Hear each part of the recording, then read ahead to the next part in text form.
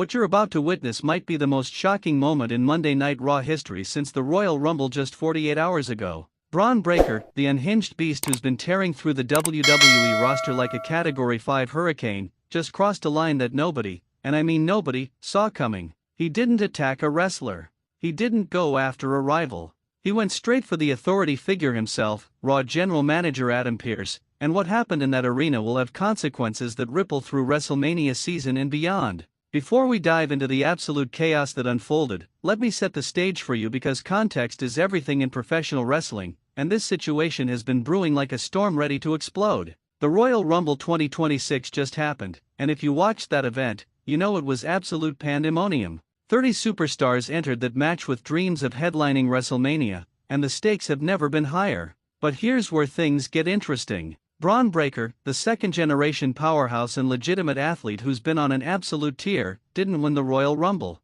He didn't even make it to the Final Four. Now, you might be thinking, okay, he lost a match, it happens to everyone. But you don't understand Bron Breakker's mindset. This isn't just some guy who takes losses gracefully and moves on to the next opportunity. This is a man who believes he's destined for greatness, who carries the legacy of the Steiner family on his shoulders, and who has made it crystal clear that anything less than championship gold and main event status is completely unacceptable. When he was eliminated from that Royal Rumble, something inside him snapped. You could see it in his eyes during the match. The moment he got tossed over that top rope, the camera caught his face, and it wasn't disappointment. It was pure, unfiltered rage. So Monday Night Raw rolls around, the first episode after the Royal Rumble, and the WWE Universe is buzzing. Everyone's talking about who won the Rumble, what matches are being set up for WrestleMania, and what surprises might be in store. Adam Pearce, doing his job as Raw General Manager, is in the ring with a microphone.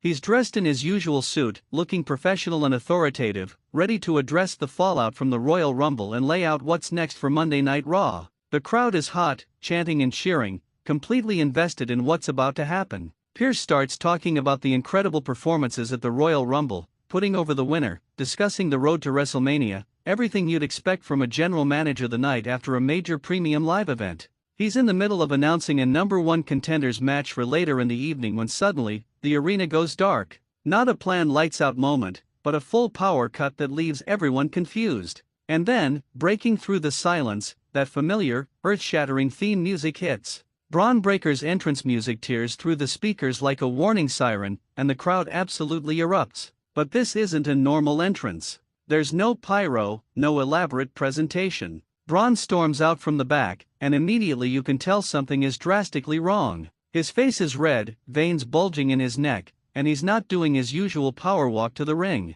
He's sprinting, full speed, like a linebacker about to make a game-ending tackle. Adam Pearce's expression shifts instantly from confusion to genuine concern. He takes a step back, microphone still in hand, trying to process what's happening. Before Pearce can even get a word out, before security can react, before anyone in that building can fully comprehend what's about to go down, Bron Breakker slides into the ring with the intensity of a man possessed.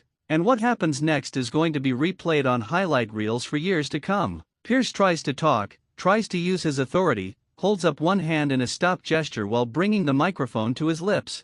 He starts to say something along the lines of, "Bron, what are you doing? We can talk about this," but he doesn't even finish the sentence. Breakker doesn't want to talk. He doesn't want explanations. He wants to send a message written in violence and destruction. In one fluid, devastating motion, Bron charges forward and absolutely levels Adam Pearce with a spear that would make Goldberg proud. The impact is sickening. Pearce, who's not a full-time competitor, who's a 50-plus-year-old authority figure, gets driven into the mat with such force that the entire ring shakes. The microphone goes flying, Pearce's body crumples, and the crowd's cheers immediately turn to shocked gasps and concerned murmurs. But Bron Breakker isn't finished. Not even close. He stands over Pearce's motionless body, chest heaving, eyes wild with that uncontrolled fury that's become his trademark. The commentary team, and you can hear the panic in their voices, is screaming about how this has gone too far, how Bron just attacked a non-wrestler, how there will be serious repercussions. Michael Cole is shouting, "Somebody stop him.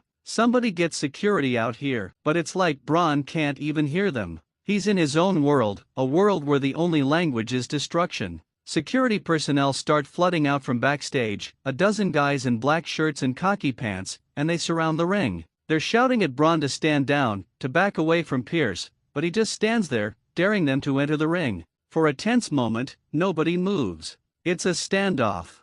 Then one brave security guard slides into the ring, and that's all the invitation Bron needs. He grabs the guy and launches him across the ring like he weighs nothing. Another guard enters, same result. It's like watching a grizzly bear swat away park rangers. Finally, after 3 or 4 security members have been tossed around like ragdolls, a wave of WWE superstars rush out from the back. And we're talking about legitimate main eventers here, guys who know they need to restore order before this situation gets even more out of control. You've got mid-card talents, veteran wrestlers who respect Pearce, all of them trying to corral Bron Breakker. But even with the numbers advantage, it takes significant effort to get him out of that ring. He's fighting every step of the way, trying to get back to Pearce, who's being tended to by medical personnel who've rushed out with a stretcher. The visual of Adam Pearce, a man who's been with WWE for years, who wrestled in that very ring during his active career, being stretchered out of the arena is gut-wrenching. You can see genuine concern on the faces of the wrestlers and officials surrounding him.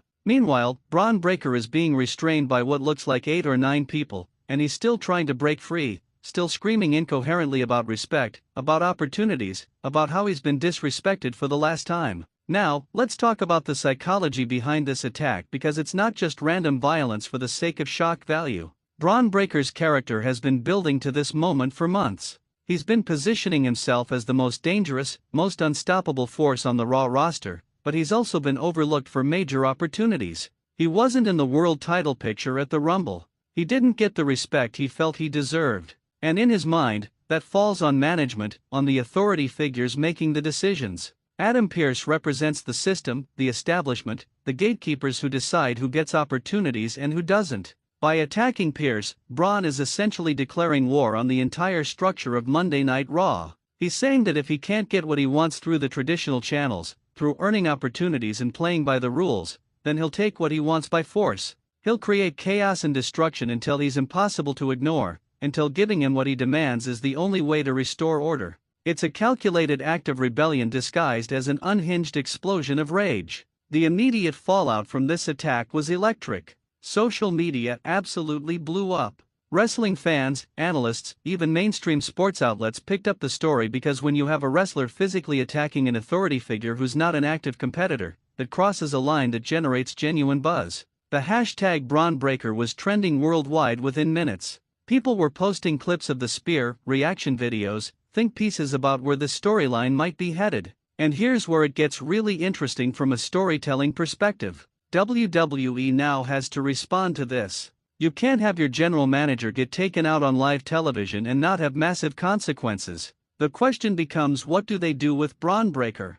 Do they suspend him? Do they fire him? Do they press charges, bring in some kind of legal angle? Or do they take a different approach and acknowledge that while his actions were inexcusable, he's also too valuable, too talented, too much of a box office attraction to simply get rid of? There are so many directions this could go, and that's what makes it such compelling television. Imagine if Triple H, the chief content officer, shows up on next week's Raw and has to address this situation. Does he come down hard on Bron, making an example of him to show that nobody is above the rules? Or does he see an opportunity to channel this aggression, this star power, into something that benefits the company?